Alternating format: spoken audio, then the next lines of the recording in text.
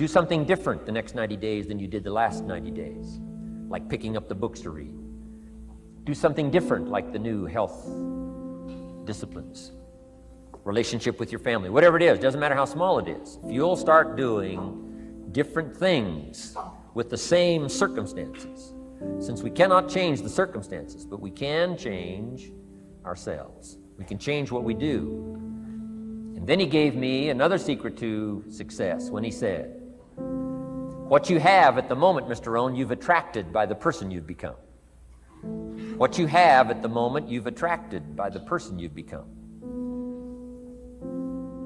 Few little simple principles here. Once you understand these, it starts to explain so much.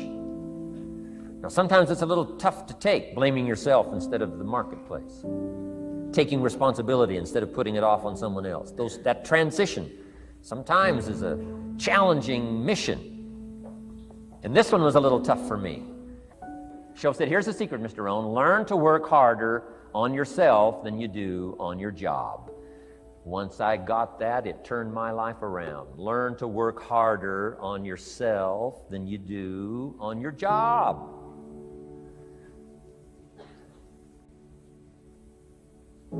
He said, if you work hard on your job, you'll make a living. If you work hard on yourself, you can make a fortune. Wow. If you would have known me at age 25, you would have said, Jim Rohn's a hard worker. If you'd have known me, you'd have said that.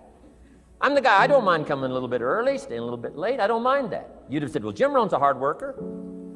You say, well, how come he's got pennies in his pocket and nothing in the bank and behind on his promises? Well, I was a hard worker, but I was working hard on my job, not on myself. I'm telling you, if you'll learn that simple little principle and start the process today, latest tomorrow, give you tonight to think it over.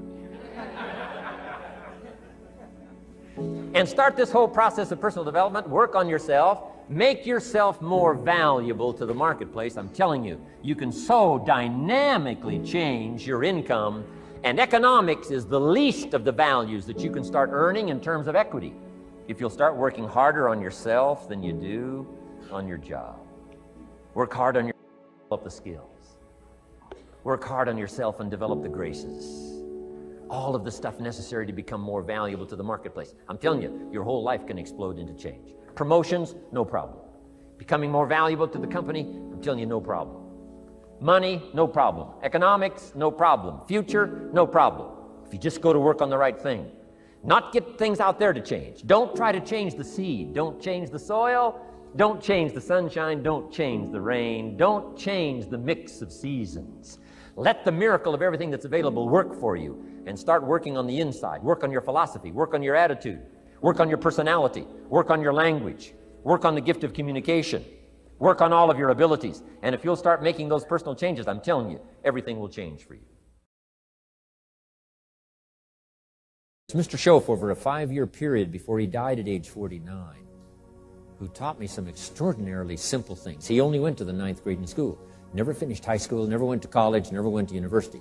So he put his ideas and his experiences in very simple language, which I think for me, you know, a kid from the farms of Idaho, that simplicity was so important. Because if it would have been technical, I'd have missed it. If it would have been mystic, I would have, backed away. But it was just basic, blunt, ABC, familiar stuff that I hadn't thought of before. And he did start to remind me, and those ideas changed my life. Mr. Shoaff was the one when I said, this is all they pay. He said, you've been working 6 years, Mr. Rohn, how come you're not doing better? And I said, this is all the company pays. He says, well, that's not true. I said, no, this is my paycheck. This is all the company pays. He said, no, this is all the company pays you. I thought, that's a new way to look at it, right?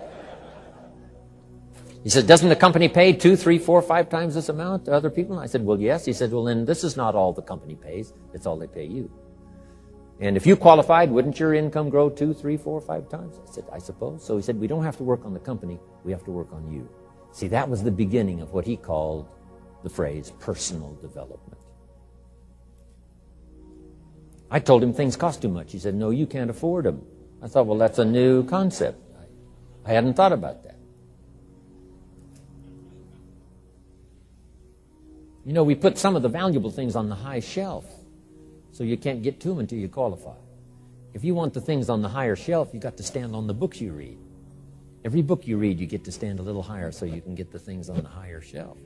See, I learned those concepts. It was so incredible. And here was the most important one. Success is something you attract by the person you become.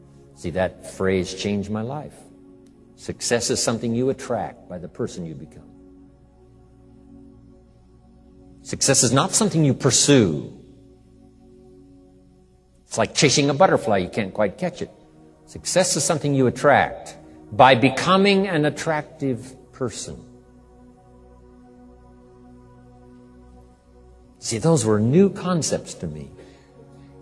I'm just working hard trying to make a living. Here's what he said to me. This changed my life. I got a chance to teach this in Moscow and across Russia. 3 visits, now the 4th. Here's what Shof taught me. Profits are better than wages.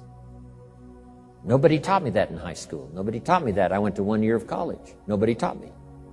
Profits are better than wages. Wages make you a living. Profits make you a fortune. And how could you work on both a living and a fortune? He said, well, you could start part-time working on your fortune while you're working full-time on your living.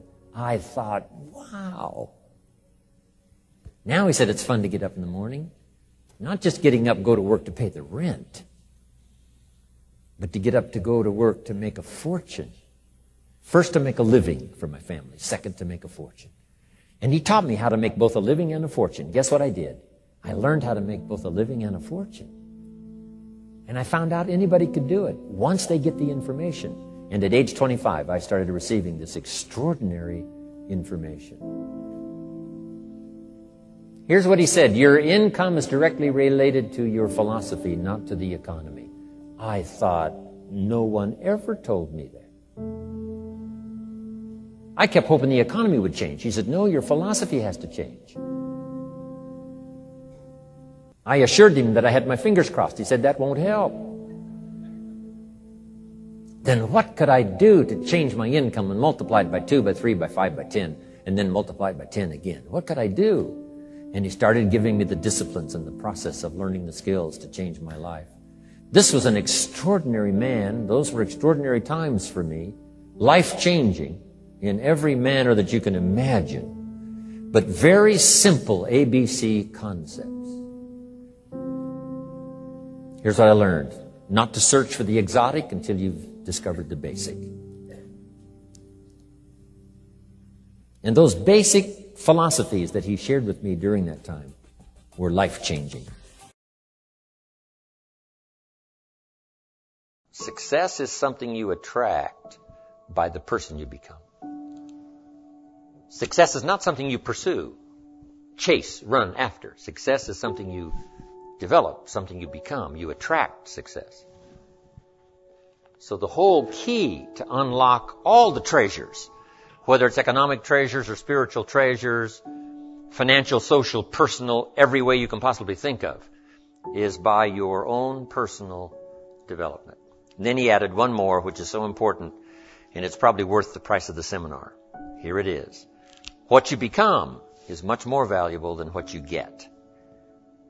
What you become is much more valuable than what you get. The major question to ask on the job is not what am I getting here. The major question to ask on the job is what am I becoming here. Not what am I getting, what am I becoming. So it's very important what you become. Because what you become attracts.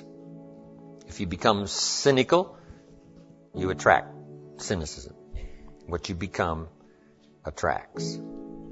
So this whole subject of personal development was so vitally important to me.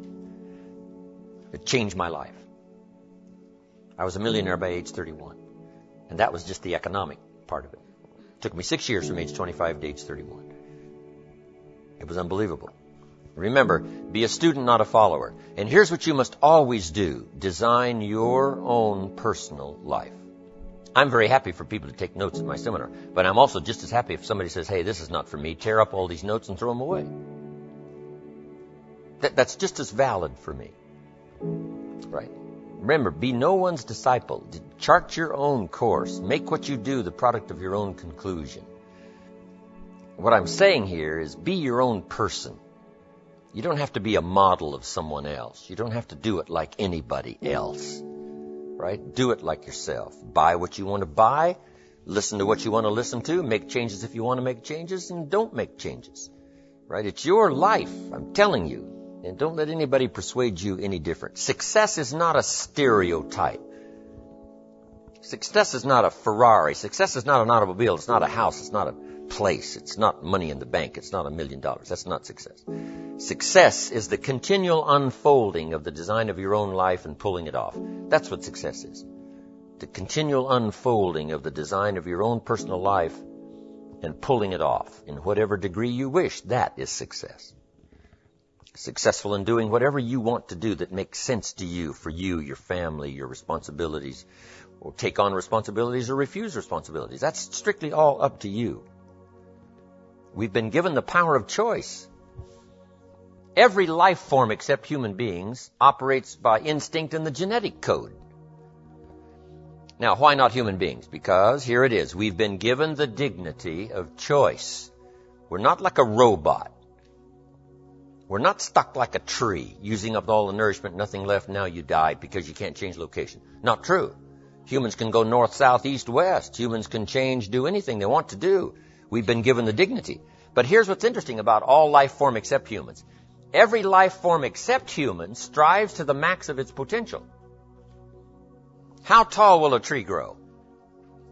As tall as it possibly can. You never heard of a tree growing half as high as it could. No, that is impossible. A tree grows as high as it can, drives down every root it can, produces every leaf it can, extends itself as far as it possibly can. Every life form extends to the max, except human beings. Now, why not human beings? Because we're not robots. We've been given the dignity of choice. And here's a couple of alternatives on the dignity of choice. To be part of or all of. You have the potential to be. And you got the choice. Do a little to make yourself comfortable and forget the rest, or do it all. And there's nobody here to dictate you got to do it all. That's nonsense. You got to be rich because we live in a rich country. That's nonsense. You don't have to be rich. You don't have to do it all. You can do a little, do some more. Take advice, but don't take orders. Take information, take training, take teaching, but don't take orders from no one that tells you how you need to live and what you need to own and what you need to do.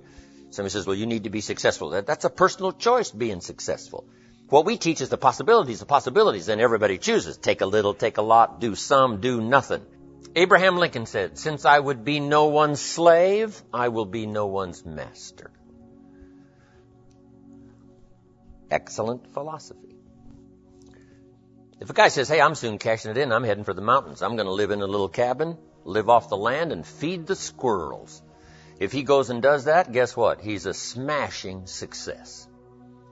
Why? He's doing what he designed to do and went and did it and pulled it off.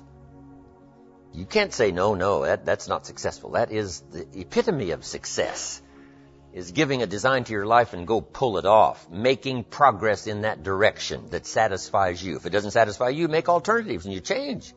And if you get some better ideas, sure, you may follow someone's suggestion and ideas, but not orders.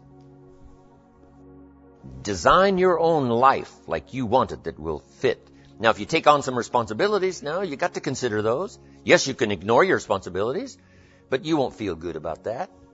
Guess what the old prophet said? Some things that taste good now in the mouth turns bitter later in the belly. So you don't want to sacrifice. We all must suffer one of two pains. Regardless of your choice of lifestyle and what you want to do, we must all suffer one of two pains. The pain of discipline or the pain of regret. And what we suggest to everybody is to consider the disciplines, because disciplines weigh ounces, regrets weigh tons. You don't want to substitute a discipline for a regret. In our opinion, that would be a poor choice. Now, you can do it, but some things are poor trade-offs. The old prophet said, what if you gained the whole world, but it cost you your soul? Would that be worth it? And with a bit of intelligence, we say, no, that doesn't seem worth it. Even if you got the whole world, if you traded your soul, that experience would be so bitter and so awful and so devastating, it wouldn't be worth it. What if you got some gain by greed instead of legitimate ambition? I'm telling you, it might taste good up front, but it's going to turn bitter in the belly. And a bit of that advice saves some people from devastation. Say, well, you're right. I better think twice about that. So we must confront all laws, spiritual laws, agricultural laws, basic laws, fundamental laws. We must confront all of those. But you still now can design your own life. A little, a lot, go east, north, south.